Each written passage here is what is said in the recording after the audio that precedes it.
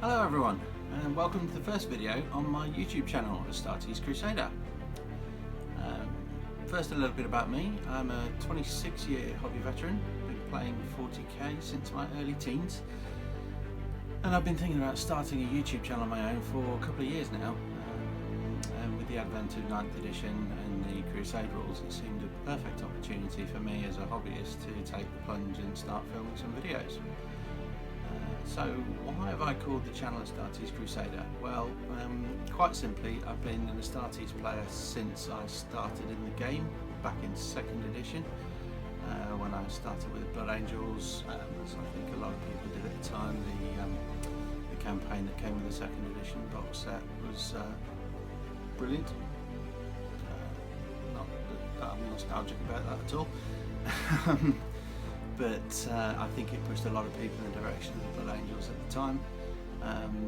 I've stayed with Space Marines ever since, through many chapters of my own creation, and a Raven Guard army, all the way through about a dozen different Space Marine armies over the years, through to my current army, the Swords of Dawn. We'll go into those in a little bit.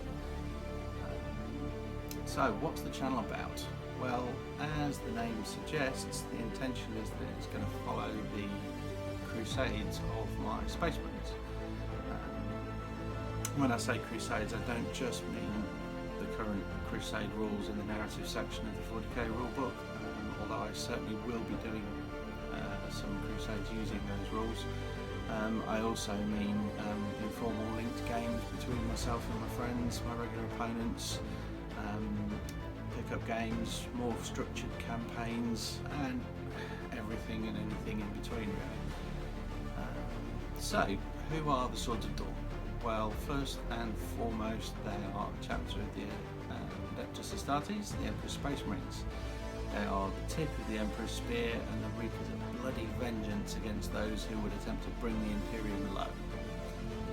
They were founded at the end of the Indomitus Crusade, and they settled on the world of Khazant in the Jericho Reach.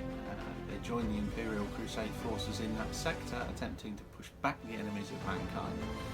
The Jericho Reach has been back and forth between Imperial and Chaos hands over thousands of years, and the current Imperial Crusade is trying to wrest back control of that sector from the forces of Chaos, aided and abetted by Tyranid hive fleets that are invading the area, and of course the ever-present orcs seem to turn up everywhere in the galaxy. So as I said, the chapter is formed at the end of the Indomitus Crusade, and so from that you can probably guess it's entirely composed of Primaris Space Marines. In the early years after the chapter's founding, and their settling of the world of Khazant, they had very close ties to a chapter called the Dusk Knights. Now these were my previous Marine army that were entirely firstborn. The Dusk Knights, however, were destroyed at the hands of the Alpha Legion, and this profoundly affected the Swords of Dawn. There was a demi-company present at the time when the Alpha Legion sprung their trap on the Dusk Knights, and they were dispatched to bring Imperial vengeance on the Alpha Legion whilst the Dusk Knights held out. Sadly, the Dusk Knights failed in that task, and when the Thunderfall returned with an Imperial strike force at its heels, all that was left were the bodies. The Alpha Legion had disappeared into thin air, and all that they found was the corpses of the Dusk Knight Space Marines that were left behind.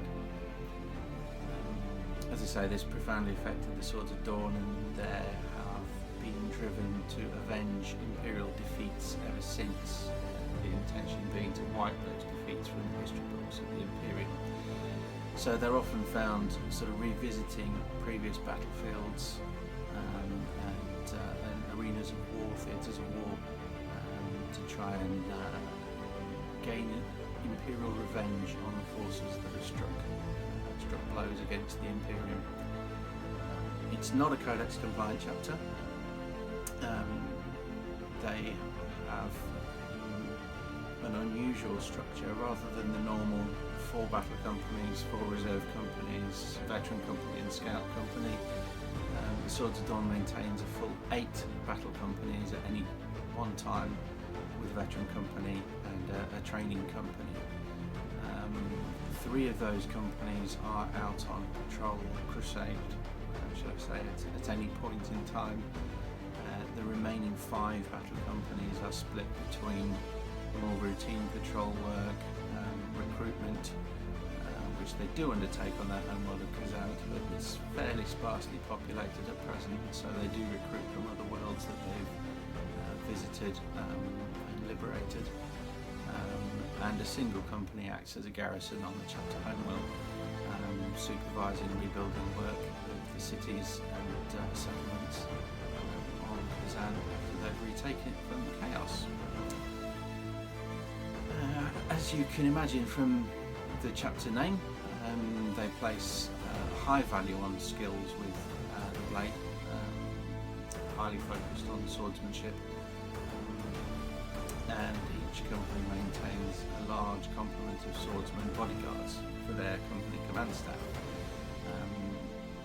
Now in game terms these would be Blade Guard veterans, but from a narrative perspective they refer to themselves as the Sentinels.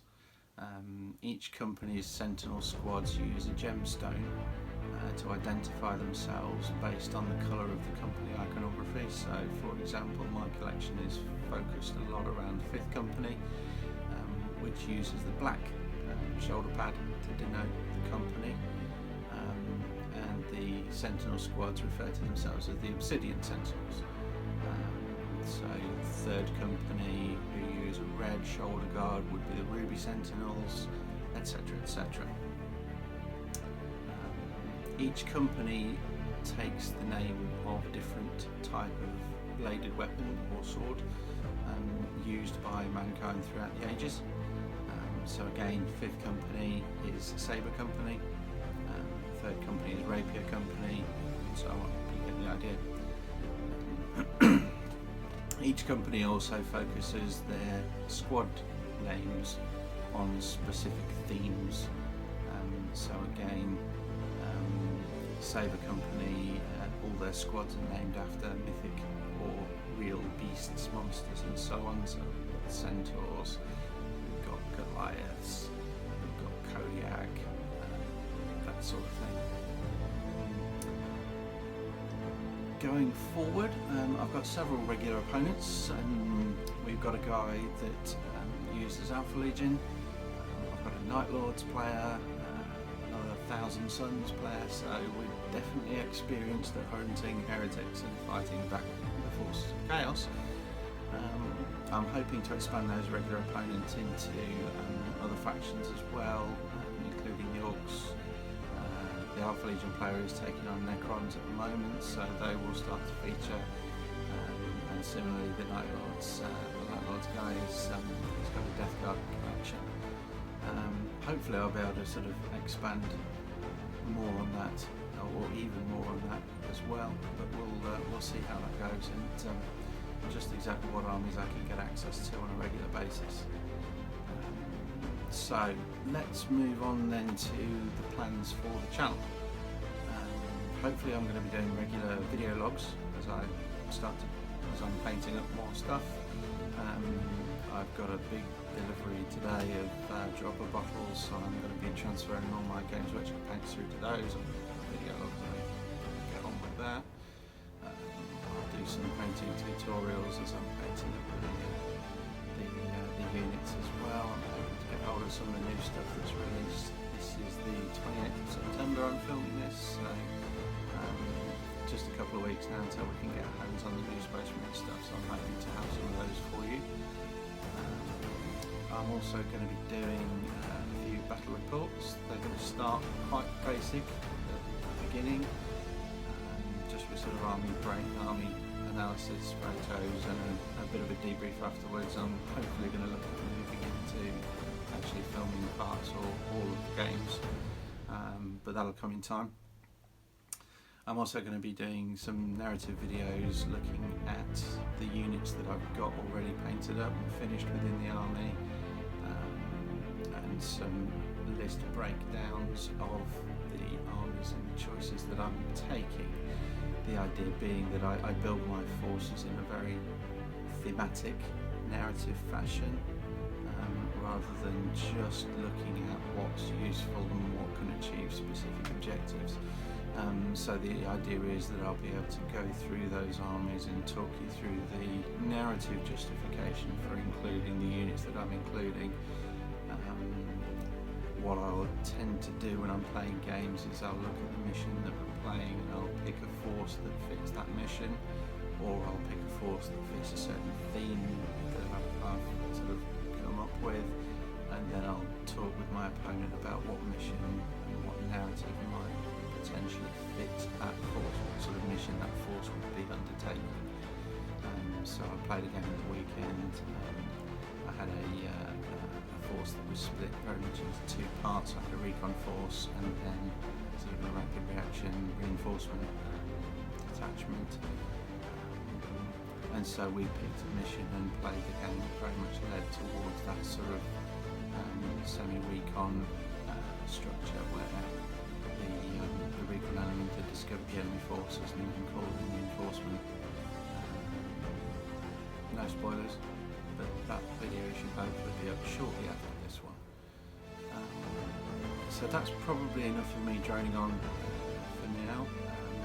In terms of the games, when you see them on the channel, we'll just be using the basic rules of the rulebook, no class rules, that sort of thing. They'll generally be played in a competitive but friendly spirit. So no rules lawyering, so just discussing what would be the most appropriate solution if there's any discussions or any points that aren't clear that come up. Yeah, we'll see where we can take this channel from there. Hope you enjoyed that. Hope you're looking forward to seeing some more content from me, and we'll see you in the next one.